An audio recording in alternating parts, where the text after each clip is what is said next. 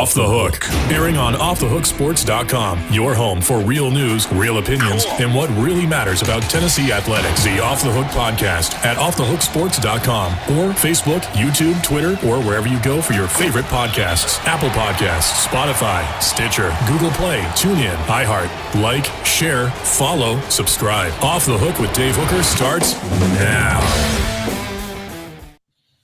Tennessee's most important incoming players today, as this is Chalk Talk, brought to you by Owl's Nest Barbecue and Steve Ray's Midnite Oil. They're a Michelin distributor. I want you to hit that subscribe button. I want you to hit like so we can bring you more Tennessee and SEC content. I want you to Chris Landry's website as well, LandryFootball.com, and learn more about college, the NFL, and even recruiting. So tell you more about Owl's Nest Barbecue and Steve Ray's Midnite Oil in just a second. But first, Chris, this is a Tennessee roster that is going to depend on the transfer portal in terms of taking a next step about as much as anybody in the nation. I know South Carolina has a Spencer Rattler. I know other transfers are key at other schools, but really with what Tennessee needs,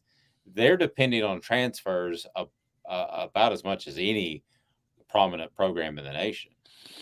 Listen, absolutely. If you think about if you're going to bring in a transfer, it's kind of like what you looked at bringing in junior college guys, but even more so with transfers. They better have an impact. Now, it doesn't mean that they have to lead the nation at a certain position, but they have to have an impact. Maybe they're like your dime back. Maybe they're your third linebacker, your fourth linebacker. Maybe they're an ace special teamer. Maybe they're their swing tackle. I mean, it doesn't have to be even an elite starter, but they have to have an impact, or you just wasted.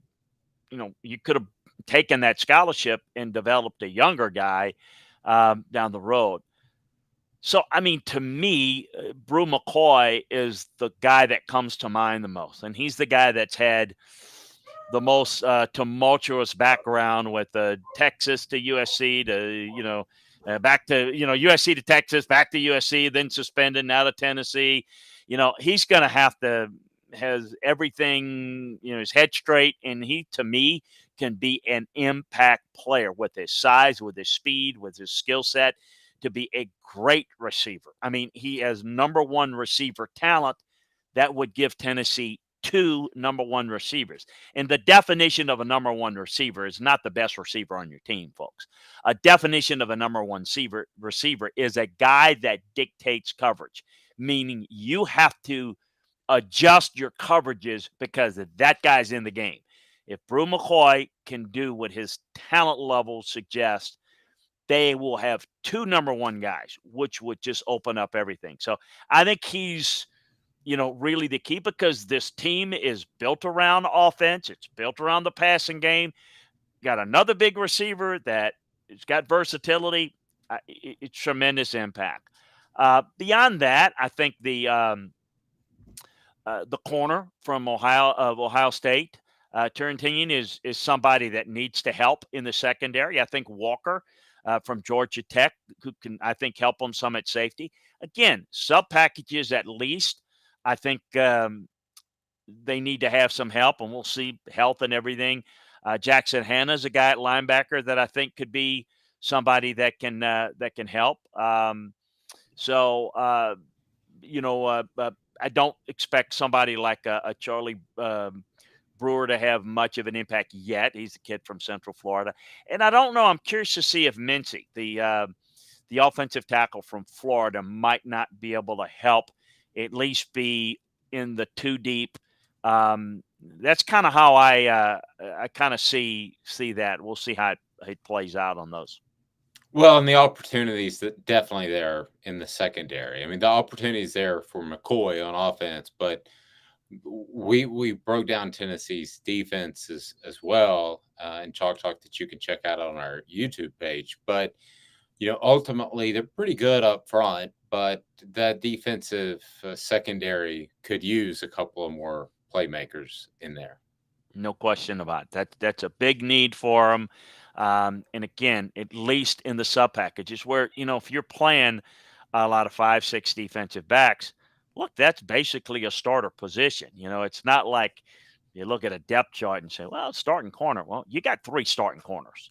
I mean, that's football today. You playing 3 corners and 1 less linebacker for probably 58% of your snaps. In Tennessee's defense, more than that. But I'm talking in anybody. So you better have 3 starters, and you better have guys that can line up in the dime package and even go to 7 defensive backs that can do something for you. Go down in the box and defend the run, maybe cover a tight end or back out of the backfield, yet be physical enough to be able to force inside, set the edge. Those are things you're looking for, no question about it. As far as Tennessee's secondary, when you look back at them last year, how gelled were they as a unit? Because sometimes we forget that was Josh Heupel's first year and the defensive coach's first year. So how did they improve over the course of the season, or did they? I think a little bit. I mean, I think, Flowers is a really good hitter. I mean, I think he's good on the ball, and I think he's really good. Now, I thought Jackson played pretty well at the star position.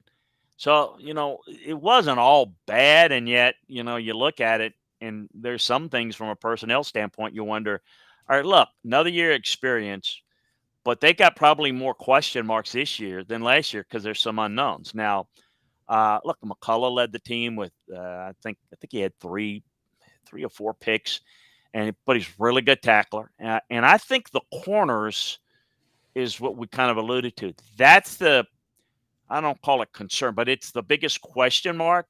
I think they've got some answers. That's why they went in it in the transfer portals. That has to be your answers. You just mentioned that's the best opportunity for those guys to have an impact. They better have an impact. If they don't have a positive impact, they're not going to be better. In fact, they may be worse because the personnel is they lost a couple of key guys, but they've got a couple of guys that I like and a couple of guys coming in that I think can help. So I think that, along with better play up front, pressure picks, right? I mean, so if you get better pressure, your secondary has less time to cover. So I don't think we can dismiss the play up front and how it's going to affect the play in the back and vice versa, because they all work off one another. So the goal is to improve all 3 levels of the defense, but particularly the pass rush, the front, and the back end. I want to go back to Brew McCoy for a second. So if he lives up to his billing or even close, Chris, as far as Tennessee, we know what you're going to get out of Cedric Tillman. As far as best duo of receivers in the nation, just those 1-2, which I know everybody plays 3 and 4 now. But as far as a duo, when you look at those, how would they stack up with the rest of the country? The key thing is if Brew McCoy can do what I thought he came out of high school potentially could do, all I could say is it would be up there. I mean, look, Ohio State had 4 of them. Year before, 2 years ago, Alabama had 4 of them that were just elite. These 2 guys with size and speed would be really, really unique. So in terms of a duo, you could put them up there in terms of just natural talent getting off the bus pretty high, pretty doggone high. But it's just all about Brew McCoy, who's really done nothing production-wise relative to his ability. You would think came here, it's a great opportunity. I mean, know he loved the visit and all that stuff. Let's call it what it is. They're going to throw it 1 million times. He's going to catch a bunch of balls. Got a chance to resurrect his career. Now, things didn't work well at USC. They fired a coach there. They had problems there. They weren't well coached. They weren't well organized. There's a lot of things here. But the suspension, the attitude, the work ethic issues, that's what got him suspended, and so the maturity level is got to be there. But, to your point, the question is strictly if he can be what he is. he's a special talent, and I think they've got would have two guys with special talent that's awfully difficult to match up against. Last thing, if they're one of those, and again, Chalk Talk brought to you by Owl's Nest Barbecue. Owl's Nest Barbecue has everything you need in terms of barbecue, whether it's the pellets, whether it's the wood chips, the sauce, the rubs, and Steve Ray's Midnite Oil, a proud Michelin distributor. So if ultimately you had to pick one guy that's transferred and that will have the biggest impact in that secondary, who would it be? Out of the Turrentines to the world. I would probably go Turrentine and Walker in that order. And I think both at corner and safety, playing two positions, but probably in that order. I think Turrentine has to be, in my opinion, a really good starting corner for them. And I think he will be. But I think it's a must. So I would say he is going to have the biggest opportunity than Walker. So I would think both are going to have an impact, but I'd put them in that order to answer your question. It'll be interesting to see what Tennessee is able to do, and with these incoming guys.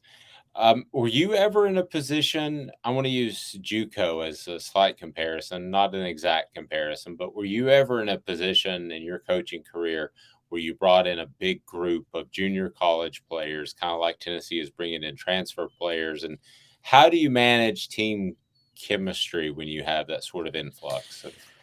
Well, I think it starts with good leadership in the locker room, and I think it also starts even earlier in the recruiting process. One of the reasons why we spend a lot of time with you have good team leaders and that understand the locker room, you want to have them spend some time, and the teammates spend time with these guys on the recruiting trip. Now, you're not going to get to know everything about a player in a weekend visit. But they, particularly today, they do this even more. But I was always big in, hey, Dave, how about giving Andre a call? How about giving this guy a call? Get to know him. Talk with him. What I try to do is empower guys to say, you're going to be a big part of why they come or don't come. And you're a big part on, is he a fit with us? You don't know ever with 100% certainty, but you need to know to answer your question both in the recruiting process. And if you've got a guy you get a feel that is real interested, and so how do you know? Well, you don't know 100%, but here's what you do know. You got a guy coming in for a visit. Of course, he's going to want to see the sights and sounds and campus and all of that. But if he's always kind of focusing on that or turning the subject to that, as opposed to somebody that's asking a lot of questions about the coaching staff and about the scheme and about the style and how do you practice. And you want guys more like the latter, that they're coming for that reason. Because if you're coming to just party, well, that doesn't do anything for the football team.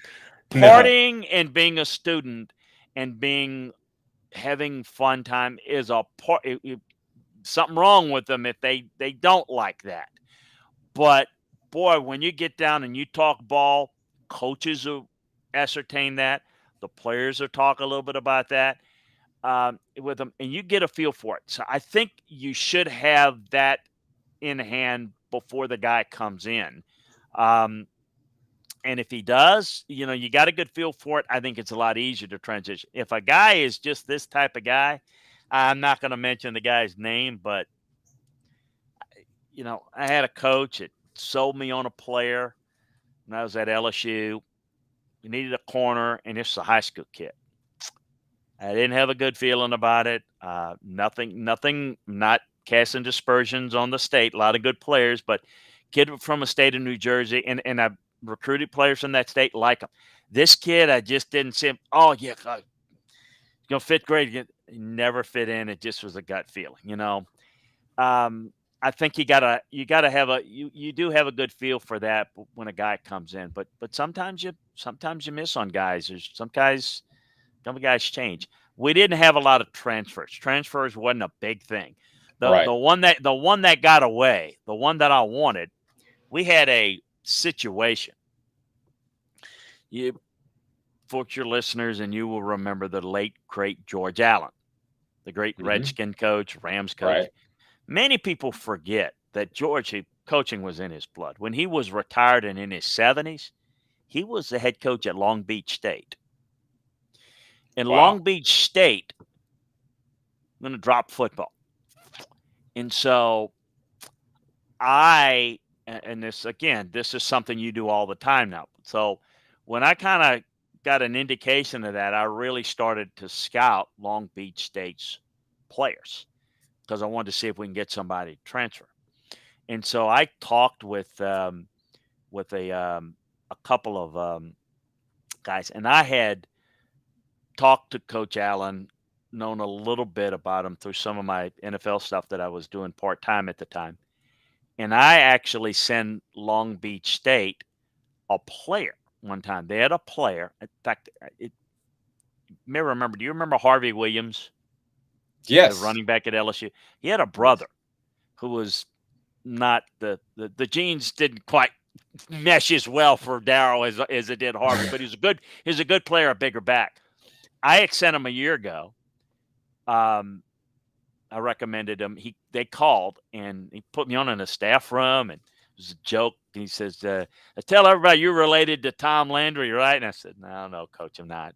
But anyway, so we sent him there. So I had a good relationship, and I said, "Coach, I know here it's tough. You know, they're gonna drop the program. I'm sorry about all that. I want your running back. I really do." And we recruited him very, very hard. He was the guy that I liked the most.